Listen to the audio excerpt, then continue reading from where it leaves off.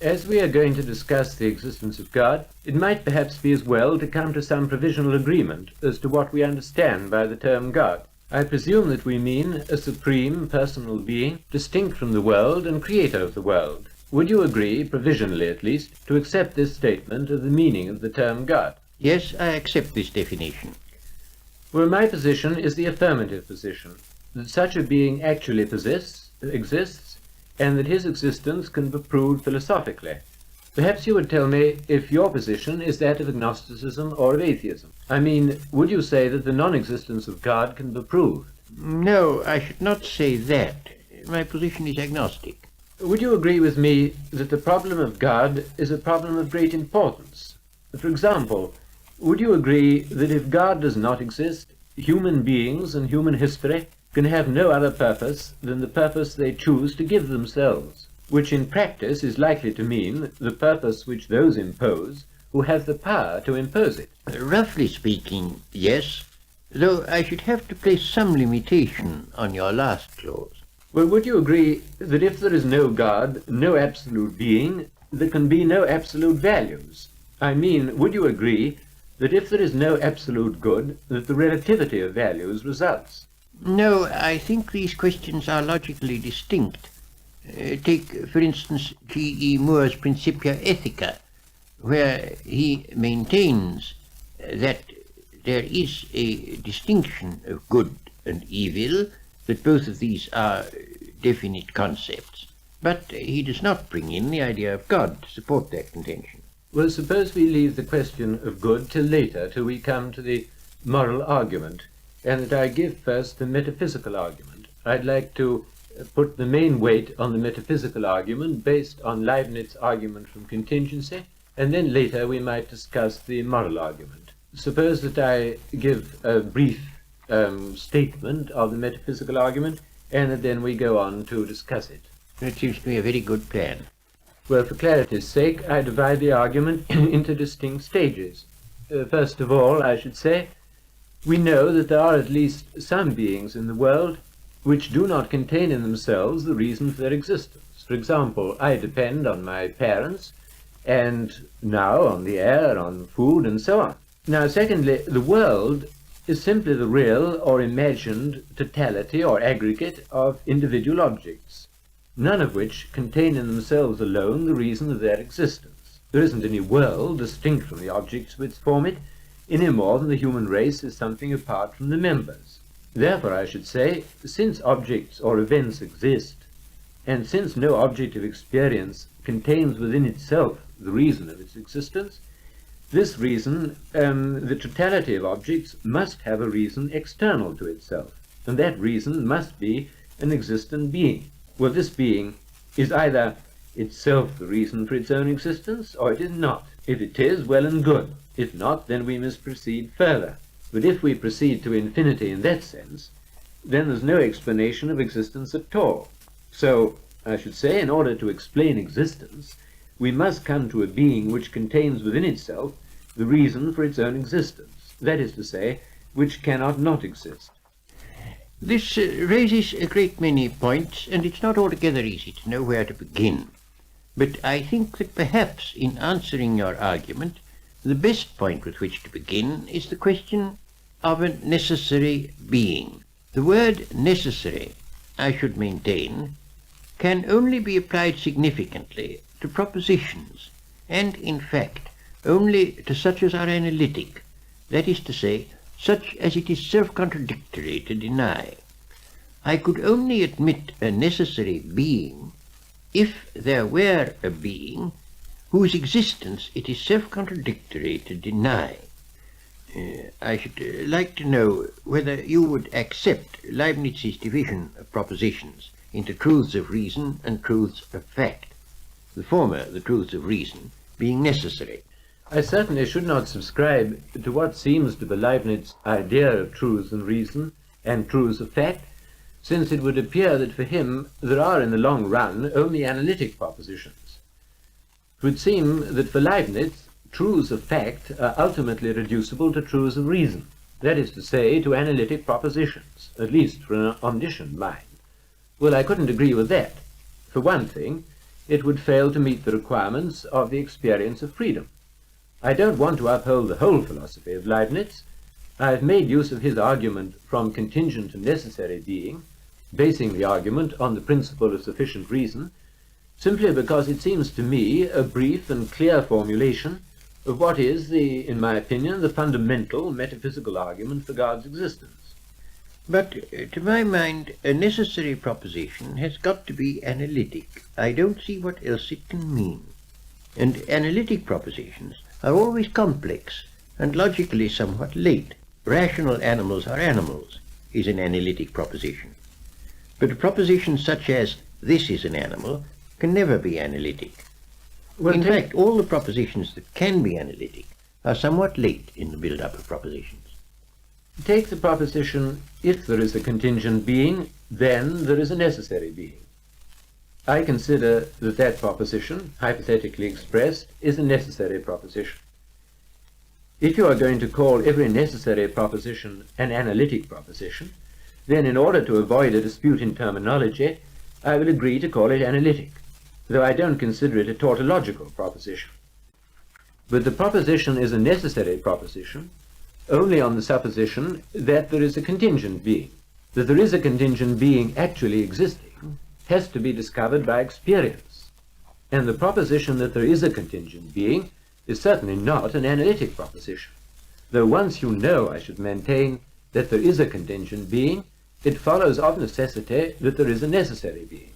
The difficulty of this argument is that I don't admit the idea of a necessary being, and I don't admit that there is any particular meaning in calling other beings contingent.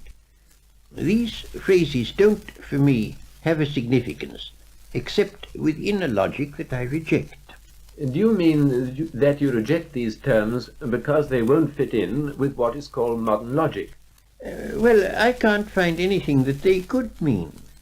The word necessary, it seems to me, is a useless word, except as applied to analytic propositions, not to things. Well, in the first place, what do you mean by modern logic? As far as I know, there are somewhat differing systems. In the second place, not all modern logicians surely would admit the meaninglessness of metaphysics. We both know, at any rate, of one very eminent modern thinker whose knowledge of modern logic was profound, but who certainly did not think that metaphysics are meaningless, or in particular that the problem of God is meaningless. Again, even if all modern logicians held that metaphysical terms are meaningless, it would not follow that they were right. The proposition that metaphysical terms are meaningless seems to me to be a proposition based on an assumed philosophy. The dogmatic position behind it seems to be this: what will not go into my machine is non-existent, or it is meaningless, or it is the expression of emotion. I'm simply trying to point out that anybody who says that a particular system of modern logic is the sole criterion of meaning is saying something that is over-dogmatic. He's dogmatically insisting that a part of philosophy is the whole of philosophy. After all, a contingent being is a being which has not in itself the complete reason for its existence. That's what I mean by a contingent being. You know as well as I do that the existence of neither of us can be explained without reference to something or somebody outside us, our parents, for example. A necessary being, on the other hand, means a being that must and cannot not exist. You may say that there is no such being, but you will find it hard to convince me that you do not understand the terms I am using. If you do not understand them, then how can you be entitled to say that such a being does not exist, if that is what you do say? Well, there are points here that I don't propose to go into at length. I don't maintain the meaninglessness of metaphysics in general at all. I maintain the meaninglessness of certain particular terms, not on any general ground, but simply because I've not been able to see an interpretation of those particular terms. It's not a general dogma, it's a particular thing.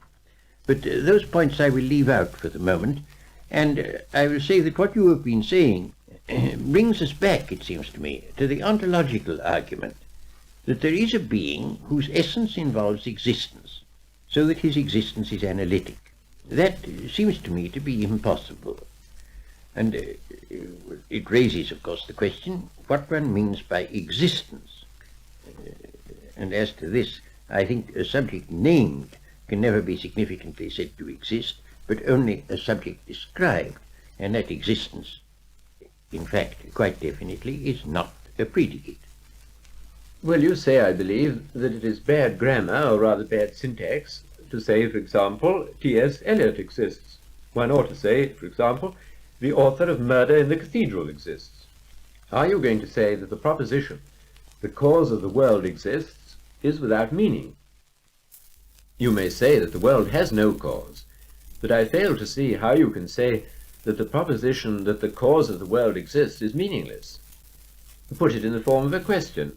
Has the world a cause, or does a cause of the world exist? Most people surely would understand the question, even if they don't agree about the answer. Certainly, the question, does the cause of the world exist, is a question that has meaning. But if you say, yes, God is the cause of the world, we're using God as a proper name, then God exists will not be a statement that has meaning. That is the position that I'm maintaining. And therefore, it will follow that it cannot be an analytic proposition ever to say that this or that exists. Take, for example, suppose you take as your subject the existent round square. It would look like an analytic proposition that the existent round square exists, but it doesn't exist. No, it doesn't. Then surely you can't say it doesn't exist unless you have a conception of what existence is. As to the phrase, existent round square, I should say that it has no meaning at all. I quite agree.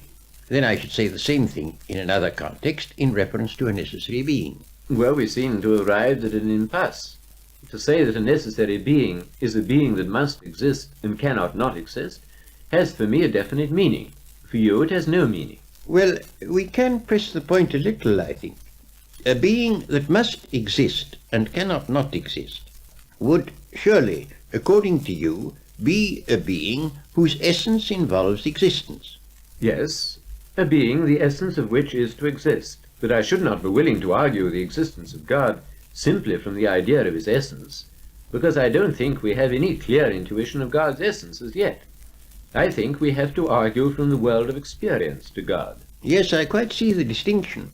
But at the same time, for a being with sufficient knowledge, it would be true to say, here is this being whose essence involves existence. Yes, certainly, if anybody saw God, he would see that God must exist. So that, there is a being whose essence involves existence, although we don't know that essence. We only know there is such a being.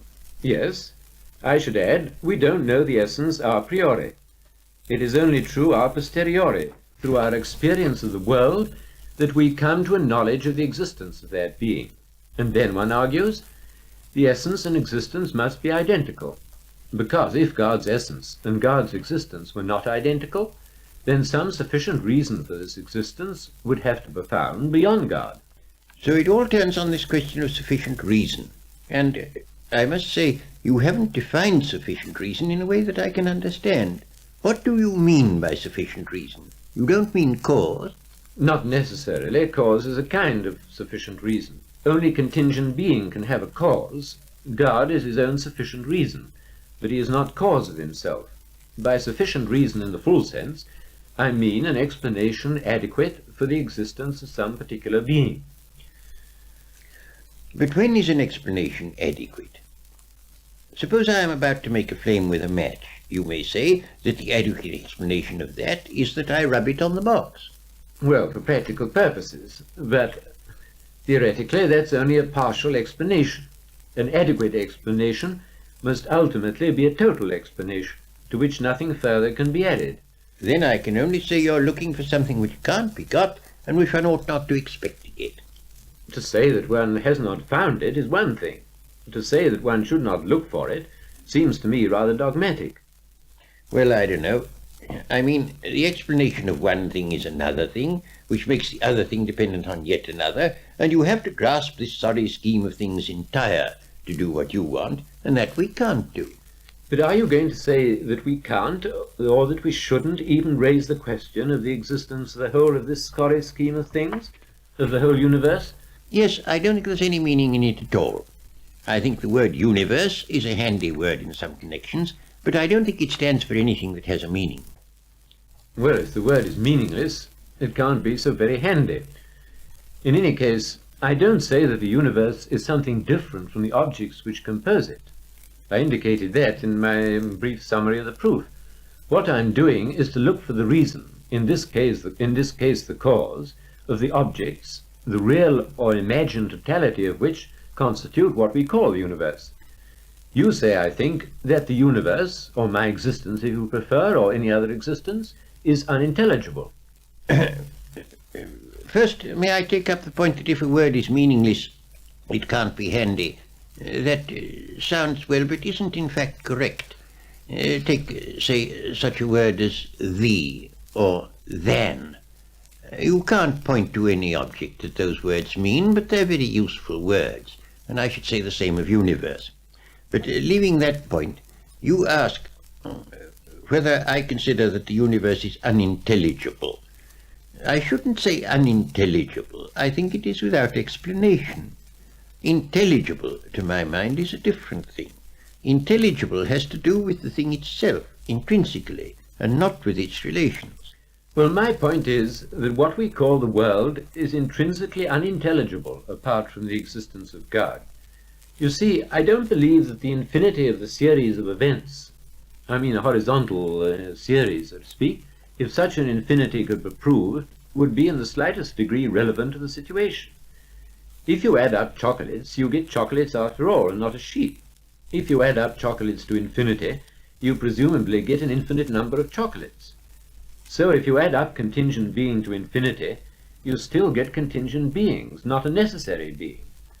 An infinite series of contingent beings would be, to my way of thinking, as unable to cause itself as one contingent being.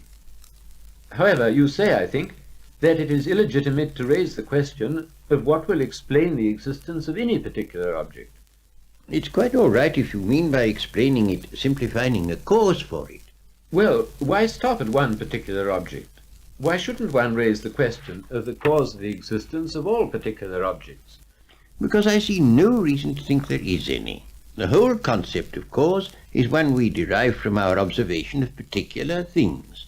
I see no reason whatsoever to suppose that the total has any cause whatsoever.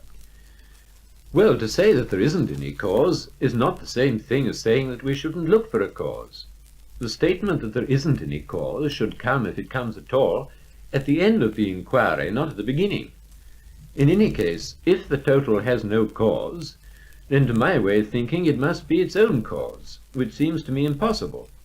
Moreover, the statement that the world is simply there, if an answer to a question, presupposes that the question has meaning. No, it doesn't need to be its own cause. What I'm saying is that the concept of cause is not applicable to the total. Then you would agree with Sartre that the universe is what he calls gratuitous. Well, the word gratuitous always suggests that it might be something else. I should say that the universe is just there, and that's all. Well, I can't see how you can rule out the legitimacy of asking the question how the total, or anything at all, comes to be there. Why something rather than nothing? That's the question. The fact that we gain our knowledge of causality empirically from particular causes doesn't rule out the possibility of asking what the cause of the series is. If the word cause were meaningless, or if it could be shown that Kant's view of the matter were correct, the question would be illegitimate, I agree. But you don't seem to hold that the word cause is meaningless, and I don't suppose that you're a Kantian. I can illustrate what seems to me to be your fallacy. Every man who exists has a mother, and it seems to be your argument is, therefore the human race must have a mother. But obviously the human race hasn't a mother. That's a different logical sphere. Well, I can't really see a parity. If I was saying every object has a phenomenal cause, therefore the whole series has a phenomenal cause, there would be a parity. But I'm not saying that. I'm saying every object has a phenomenal cause, if you insist on the infinity of the series, but the series of phenomenal causes is an insufficient explanation of the series. Therefore the series has not a phenomenal cause, but a transcendent cause. Well, that's always assuming that not only every particular thing in the world, but the world as a whole, must have a cause. For that assumption I see no ground whatever. If you'll give me a ground, I'll listen to it. Well, the series of events is either caused or it's not caused. If it is caused, there must obviously be a cause outside the series. If it's not caused, then it's sufficient to itself. And if it's sufficient to itself, it is what I call necessary. But it can't be necessary, since each member is contingent. And we've agreed that the total is no reality apart from the members. Therefore it can't be necessary. Therefore it can't be caused, uncaused, therefore it must have a cause. And I should like to observe in passing that the statement that the world is simply there and is inexplicable can't be got out of logical analysis. I don't want to seem arrogant, but it does seem to me that I can conceive things that you say the human mind can't conceive. As for things not having a cause, physicists assure us that individual quantum transitions in atoms have no cause. Well, I wonder now whether that isn't simply a temporary inference. It may be, but it does show that physicists' minds can conceive it. Yes, I agree. Some physicists are willing to allow for indetermination within a restricted field, but very many scientists are not so willing. I think that Professor Dingle of London University maintains that the Heisenberg uncertainty principle tells us something about the success, or the lack of it, of the present atomic theory in correlating observations, but not about nature in itself, and many physicists would accept this view. In any case, I don't see how physicists can fail to accept the theory in practice, even if they don't do so in theory. I cannot see how science could be conducted on any other assumption than that of order and intelligibility in nature. The physicist presupposes, at least tacitly, that there is some sense in investigating nature and looking for the causes of events, just as the detective presupposes that there is some sense in looking for the cause of a murder. The metaphysician assumes that there is sense in looking for the reason or cause of phenomena, and not being a Kantian, I consider that the metaphysician is as justified in his assumption as the physicist. When Sartre, for example, says the world is gratuitous, I think that he hasn't sufficiently considered what is implied by gratuitous. I think there seems to me a certain unwarrantable extension here. The physicist looks for causes. That does not necessarily imply that there are causes everywhere. A man may look for gold without assuming that there is gold everywhere. If he finds gold, well and good. If he doesn't, he's had bad luck. The same is true with the physicists look for causes. As for Sartre, I don't profess to know what he means, and I shouldn't like to be thought to interpret him. But for my part, I do think the notion of the world having an explanation is a mistake. I don't see why one should expect it to have. And I think that what you say about the scientist assumes is an overstatement. Well, it seems to me that the scientist does make some such assumption. When he experiments to find out some particular truth, behind that experiment lies the assumption that the universe isn't simply discontinuous. There is the possibility of finding out a truth by experiment. The experiment may be a bad one, may lead to no result, or not the result that he wants. But that, at any rate, there is the possibility, through experiment, of finding out the truth. That he assumes. And that seems to me to assume an ordered and intelligible universe. I think you're generalizing more than is necessary. Undoubtedly, the scientist assumes that this sort of thing is likely to be found, and will often be found. He does not assume that it will always be found. And that's a very important matter in modern physics. Well, I think he does assume, or is bound to assume it, tacitly in practice. It may be that, to quote Professor Haldane, when I light the gas under the kettle, some of the water molecules will fly off as vapor, and there's no way of finding out which will do so. But it doesn't follow necessarily that the idea of chance must be introduced except in relation to our knowledge. No, it doesn't. At least, if I may believe what he says. He's finding out quite a lot of things. The scientist is finding out quite a lot of things that are happening in the world, which are, at first, beginnings of causal chains, first causes, which haven't in themselves got causes. He does not assume that everything has a cause. Surely, that's a first cause within a certain selected field. It's a relatively first cause. I don't think he'd say so. If there's a world in which most events, but not all, have causes, he will then be able to depict the probabilities and uncertainties by assuming that this particular event you're interested in probably has a cause. And since in any case you won't get more than probability, that's good enough. It may be that the scientist doesn't hope to obtain more than probability, but in raising the question, he assumes that the question of explanation has a meaning. But your general point then, Lord Russell, is that it's illegitimate even to ask the question of the cause of the world. Yes, that's my position. Well, if it's a question that for you has no meaning, it's of course very difficult to discuss it, isn't it? Yes, it is very difficult. What do you say? Shall we pass on to some other issue? Let's.